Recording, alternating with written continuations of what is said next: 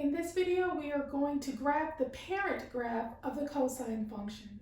We will discuss how to read the graph to come up with the standard equation and how to use the standard equation to come up with the graph. We begin with what we already know. Recall the unit circle. We also know that we have terminal points in the form x comma y, and cosine of theta takes on the x coordinate. We will be using our quadrantal angles, which are the angles with terminal points along the x and y axis, and we will also be using our 45-degree angles, which are the 45-degree angles from the x and y axis. So let's begin our graph. So I'm going to graph this.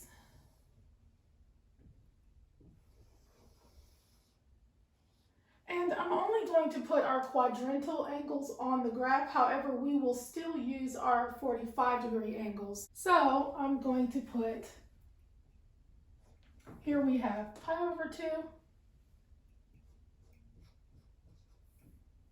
And here we have pi. Here we have 3 pi over 2. And here we have 2 pi. And I'm just going to go into the negative direction, which is reading the unit circle this way. So here I have negative pi over 2, negative pi, negative 3 pi over 2, and negative 2 pi.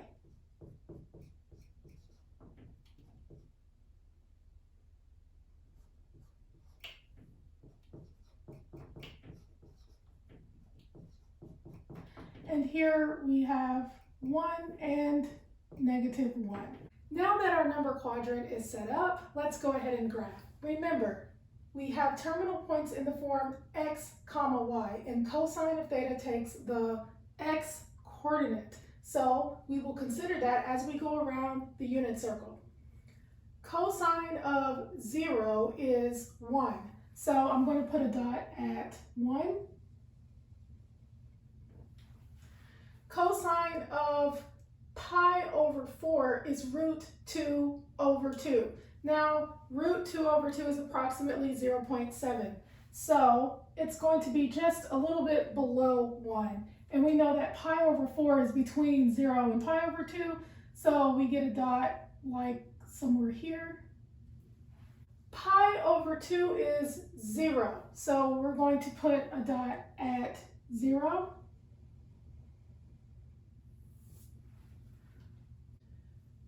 Pi over 4 is negative root 2 over 2, so it's going to be about here. Cosine of pi is negative 1, so we're going to put it here. Cosine of 5 pi over 4 is negative root 2 over 2.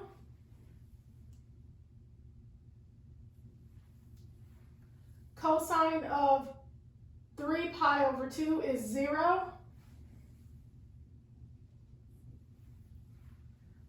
Cosine of 2 pi is 1.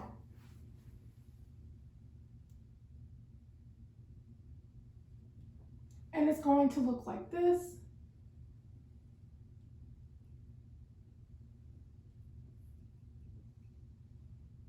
Connecting the dots.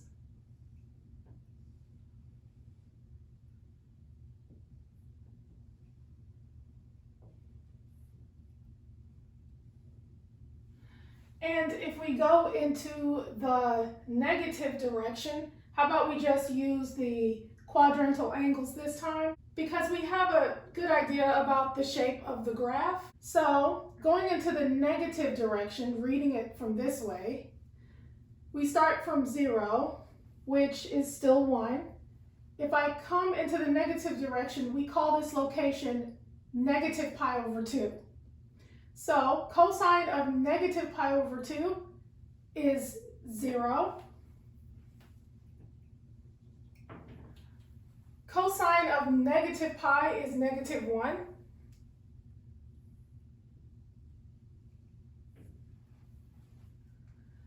Cosine of negative 3 pi over 2 is 0. And cosine of negative 2 pi is 1. So it's going to look like this.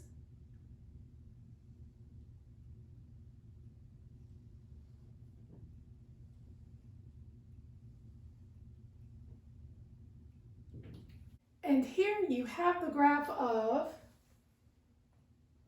y is equal to cosine of x. Now let's discuss this graph in more detail.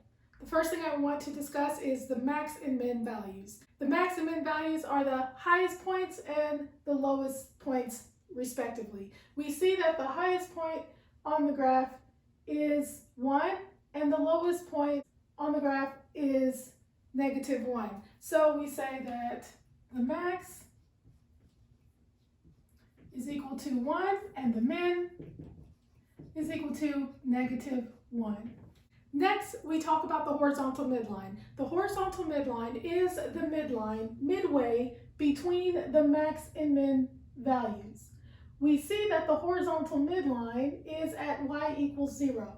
But to algebraically find it, we simply take the max and the min, add them together, and divide by 2. So we can say that the horizontal midline is equal to max plus min divided by 2, which is equal to 1 plus a negative 1 divided by 2. 1 plus a negative 1 is 0, so that gives us 0 divided by 2, which is equal to 0. And sure enough, we see that the horizontal midline is at y equals 0. Next, we talk about the phase shift. The phase shift, also known as the horizontal shift, determines whether the graph will shift right or left. In our parent graph, we see that the phase shift begins at 0 because our first value was at 0, 1. So we're looking along the x-axis when discussing the phase shift. Since our graph did not shift to the right or to the left, for our parent graph, we say that the phase shift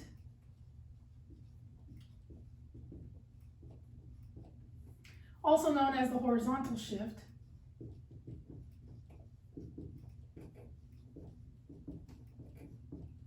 is at 0.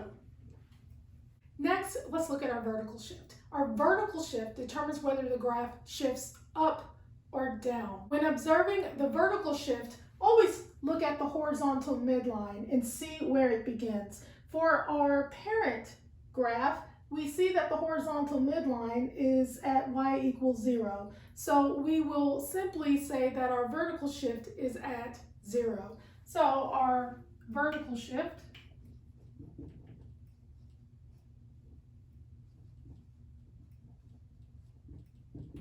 is at 0. Next, let's discuss the amplitude. The amplitude determines how high and how low we go from the horizontal midline. If you were to look at the graph, we see that from the horizontal midline to the highest value, it's a distance of 1. And from the horizontal midline to the lowest value, it is also a distance of 1. To algebraically compute the amplitude, take the distance between the maximum and minimum value and divide by 2. So we can say that the amplitude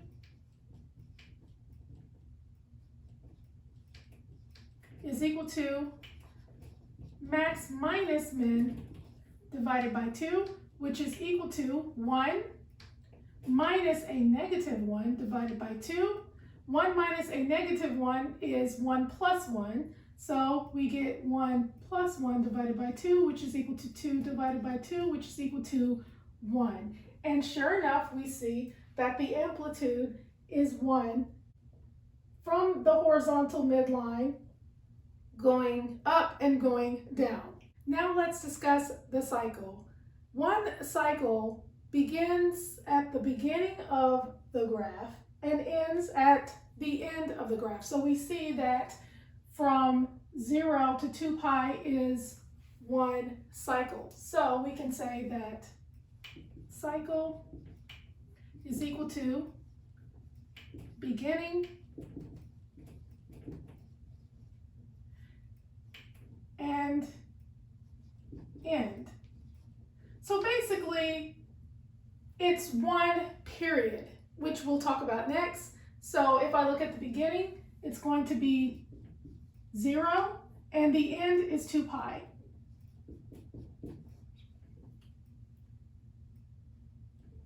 The period is the length of one cycle. So to algebraically compute that, we would say period is equal to the end minus the beginning, which is equal to 2 pi, minus 0, which is equal to 2 pi. The x-scale is the increment value that goes along the x-axis. For example, from 0 to pi over 2 is a distance of pi over 2. From pi over 2 to pi is a distance of pi over 2. From pi to 3 pi over 2 is a distance of pi over 2. And from 3 pi over 2 to 2 pi is a distance of pi over 2. So our x-scale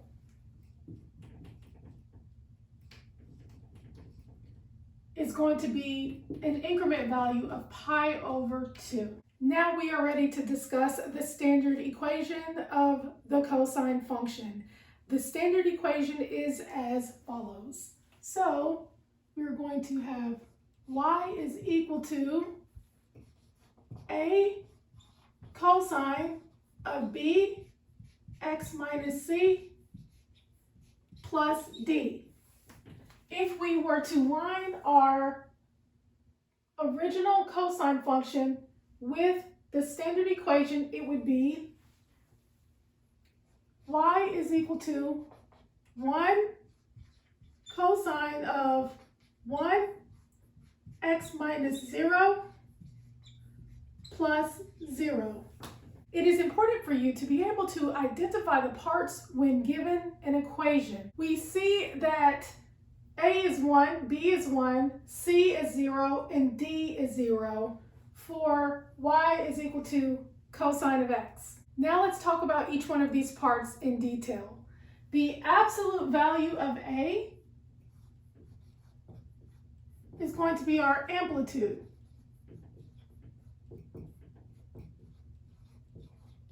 We see that the absolute value of a in our case is 1.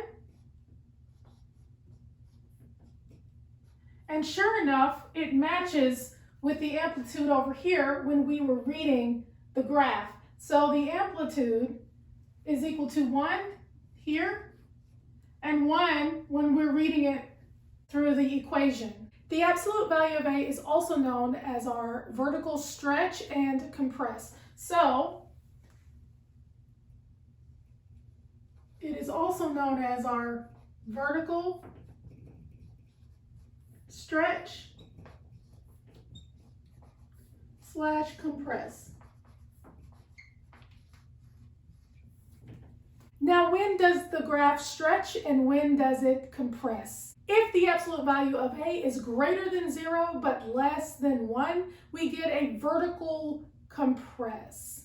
If the absolute value of A is greater than 1, then the graph stretches vertically. If A itself is negative or less than 0, then we simply graph the function as if the negative sign did not exist, and then we would reflect the x-axis in the end. So for example, wherever you see the high points, they will become the low points, and everywhere that you see the low points will become the high points. So that is how you reflect the graph about the x-axis. Next, let's look at our b. The absolute value of b is related to the period, and it is also known as our horizontal stretch and compress. So let's look at the period first. So the absolute value of b is related to the period. We say that the period is equal to 2 pi over the absolute value of b. So if we were to compute the period, we see that the absolute value of b is just 1. So that's going to be 2 pi over the absolute value of 1, which is equal to 2 pi over 1, which is equal to 2 pi. We said that b is also known as our horizontal stretch and compress. So we say that it is also known as our horizontal stretch and compress. Now, when does the graph stretch horizontally or compress horizontally? If the absolute value of b is greater than 0 and less than 1, then the graph will stretch horizontally. If the absolute value of b is greater than 1, then the graph will compress horizontally. Notice that it is the complete opposite of a. Now, if b itself is less than 0, then we will simply treat the function as if the negative sign did not exist, and then in the end we can reflect the y-axis. Or even easier, we can use the fact that the cosine function is an even function. So we can simply just ignore the negative sign altogether and just graph as if it did not exist. Before we move on, I would like to point out that the period is 2 pi when given the equation, and it's also 2 pi when we read it from the graph. The next thing we want to talk about is the phase shift. The phase shift is going to be your value of c. So the phase shift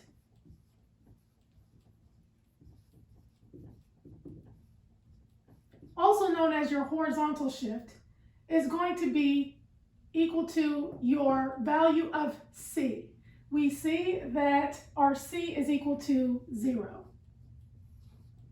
And if we look over here, we see that our phase shift is 0, so it matches. Next is the vertical shift. The vertical shift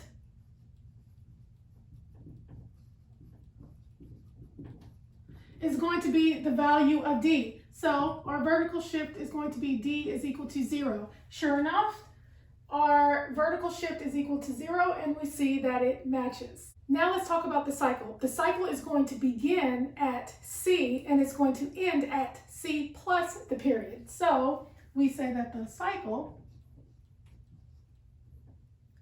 it's going to begin at c, and it's going to end at c plus the period.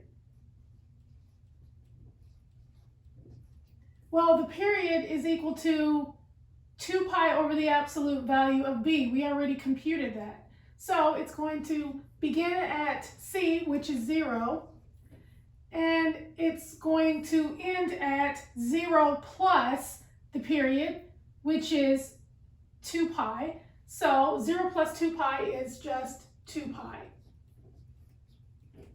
And we see that it matches over here when we read it from the graph. The cycle is from 0 and it ends at 2 pi. So it's very important to recognize that you get the same answer whether you are reading it from an equation or if you're reading it from a graph.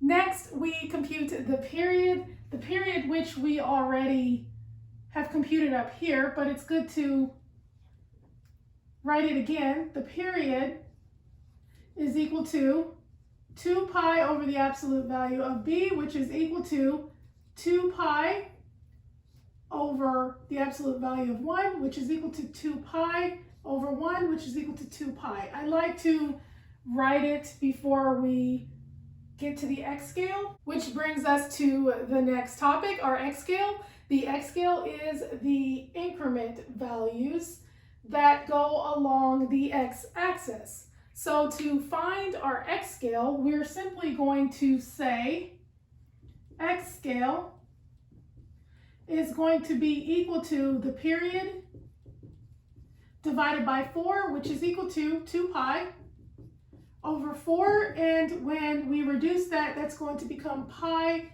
over 2. Sure enough, we see that our x scale matches up with our x scale when we were reading the graph. Now what we have done was we graphed the cosine function from the unit circle. But if you were not given the unit circle and all you were given was the standard equation and you wanted to come up with the graph, it is very important for you to go through this procedure in order to set your graph up for success. We will always begin the graph at C and then add increments of the x scale. So I'm going to say begin at C. Our C is equal to 0, and now we're going to add increments of the x scale. So we're going to say 0 plus pi over 2 is equal to pi over 2. Now take pi over 2 and add another pi over 2. Pi over 2 plus another pi over 2 is equal to 2 pi over 2. We will reduce the fractions at the end. 2 pi over 2 plus another pi over 2 is equal to 3 pi over 2. Come around and add again. 3 pi over 2 plus another pi over 2 is equal to 4 pi over 2. Now let's reduce the fractions. 2 pi over 2 reduces to pi. 3 pi over 2 is okay. 4 pi over 2 reduces to 2 pi. Sure enough, we can look at our graph and see that each one of these points line up. The first one was 0. 0 is here. Then we come to pi over 2. Pi over 2 is here. Then we come to pi. Pi is here.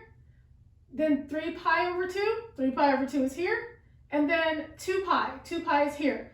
We can also subtract values to get to the other side. So for example, we can subtract, well, again, we'll start at C. 0 minus pi over 2 is equal to negative pi over 2. Come around, negative pi over 2 minus another pi over 2 is equal to negative 2 pi over 2.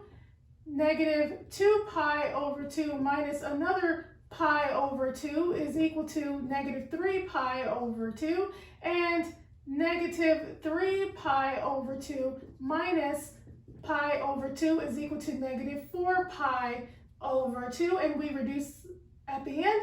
So this will be negative pi, and here we have negative 2 pi. And sure enough, we see that we get it here. We get, again, starting from 0, and then we have negative pi over 2, and then we have negative pi, and then we have negative 3 pi over 2, and negative 2 pi.